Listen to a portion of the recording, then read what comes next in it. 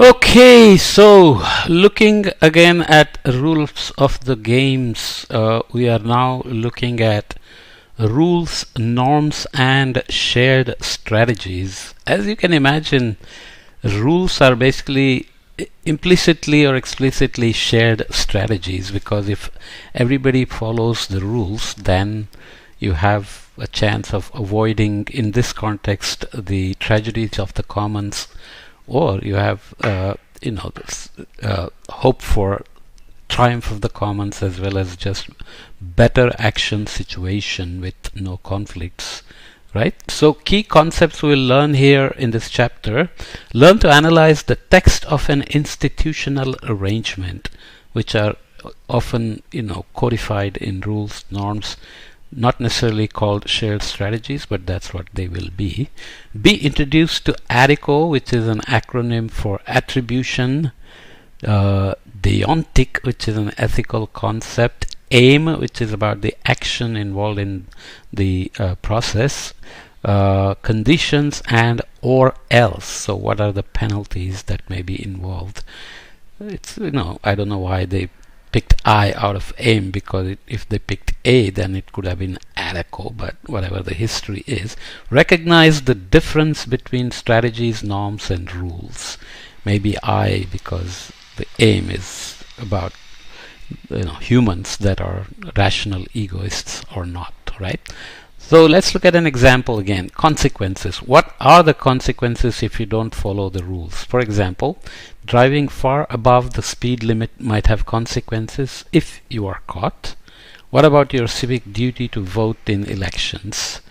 So if you're caught means you speed and you are watching out for speed cameras, speed traps, cops, and so on. So are you breaking a rule if you're speeding when nobody is watching? That's a deeper question, right? What happens if you do get caught is just a matter of rules and regulations and how they are imposed. Does it apply as soon as you cross by a small amount, or does it have to wait for a certain threshold above the speed limit before you are stopped and given a fine? What about your civic duty to vote in elections? Democracies depend on elections, and in general, we assume that voting is a right, but is it also a duty? What do you do to people who don't bother to vote, right? What will happen if you don't vote?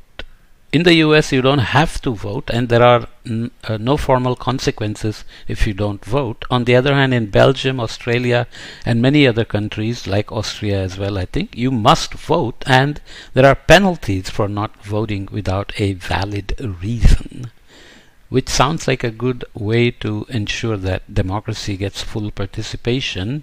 But does that mean they are actually working better? They are better working democracies in these countries as opposed to the US? I'm not sure there is such an analysis. Not all statements that say you must do or must not do are rules.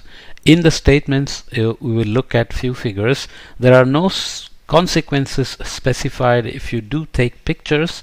We'll see that in the museum often you see signs saying photos prohibited and so on. But if you do take a photo, what happens? They don't necessarily say. Do they confiscate your camera? Do they throw you out? Do they give you a fine? And so on. Of course, it would be very impolite not to follow the request, but is it the exhibitor? Is the exhibit organizer allowed to throw you out of the exhibit and confiscate your camera? So most of the time when they put up the sign, they expect that people follow the suggestion, the rule, the must and must not do signs, and without knowing whether they are rules and what the consequences are. In the immigration warning in figure 11.2 that we'll look at, Malaysia states clearly that people who are dressed in shabby clothes will be ordered to leave the country. Hence, you must dress properly or else you will be ordered to leave the country. So there is an or else involved with some of the musts. That do they become rules then? Well, we'll have to see. So basically this is about official, pedagogical and formal understanding of how rules, norms and shared strategies are actually designed and how they work and what they mean for us in the context of sustaining the commons. Throughout this book we have used the term rules, but we have not been very precise in what we mean by it. In fact, scholars have different interpretations of what makes something a rule rather than a shared strategy or a norm. In this chapter we will discuss in more detail how we define shared strategies, norms and rules. Moreover, we will learn some tools for looking at shared strategies, norms and rules in a more systematic way. This will help you to analyze action situations and unravel what the rules and norms are. In fact, to a better understanding of the structure of rules will help you with decisions you make in your daily life. So often you are making intuitively, empirically many decisions without thinking about the formal structure of the rules that you are following. Simple things like speeding or not speeding, stopping at stop signs, stopping at red lights, and paying the amount you're supposed to pay when you do auto self-checkout, or all sorts of things. We will look at written statements about what is allowed or not. If you look carefully around you, you will find many signs and statements that define what is or is not allowed. Only people with a valid permit can park here. You must show your ID to buy alcohol in this store. Please recycle, etc. In this chapter, we will learn how to analyze these statements in more detail to define what they mean in the context of institutional statements. Right? So let's look at some example, and then we'll analyze these in detail in the ADICO framework. Right? Statement when entering the exhibition: the following is not permitted in the exhibition: photography, flashes, tripods, video camera, and sketching. You cannot even sit down and start sketching what you are looking at, right? For whatever reason, these are just the statements. So we call them here statements and not rules, because then we'll now go and understand what rules mean. Okay, so here is a sign again from Malaysia: immigration warning. Malaysia welcomes bona fide tourists but not hippies.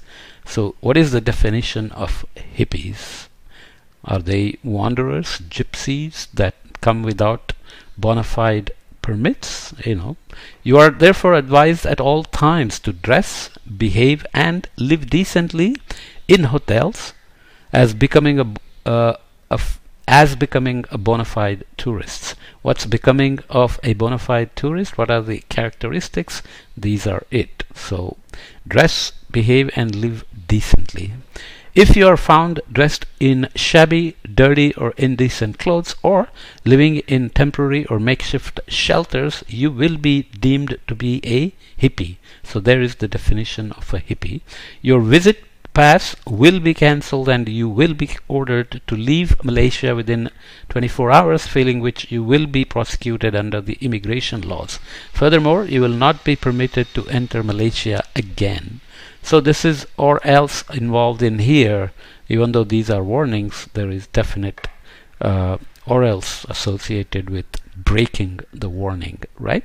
So let's look at this and then we'll come back and proceed. This is still just a few minutes in terms of the podcast length. The institutional grammar tool developed by Sue Crawford and Eleanor Ostrom allows analysts to distinguish more systematically between institutional statements that are best understood as shared strategies, norms, or rules. Rules can be written down on paper such as formal laws, but might not be common knowledge to everyone. So when you park somewhere, you may not know that parking is not allowed there without permit unless there is a sign. Do you know all the laws that apply in the jurisdiction that you now inhabit? For example, in the US, there are many places where you can make a right turn when it's red, but in some places it's never allowed. Rules do not have to be written down on paper. In fact, many rules are actually unwritten, so-called rules in use. These are the rules that people actually use in action situation. Here are some examples of institutional statements So written ones. In order for a person to obtain a hunting license in the state of Arizona, he or she must be 10 years of age or older, a resident of the state of Arizona, and pay a fee, or else no license will be issued. A customer must produce a valid ID if asked by an establishment that sells alcoholic beverages in order to be served alcohol. An underage person who tries to buy liquor with a fake ID may be charged with a Class 3 misdemeanor. All lobster fishers in Maine must not put their traps in the fishing territory of neighboring harbor, or else their traps may be cut loose. If you use the microwave, you must clean up your own mess. The person who places a phone call is the one who calls back when the call gets disconnected. So these are written down, and they are institutional statements in the sense that this is what is expected. There is no or else explicitly stated, and there are other implicit conditions that probably have to be met, and so on. That's where the formal analysis or framework of ADICO comes in. So we'll come back and do that and leave this here now, already 11 and a half minutes, so that's good enough, right? So see you in the next podcast.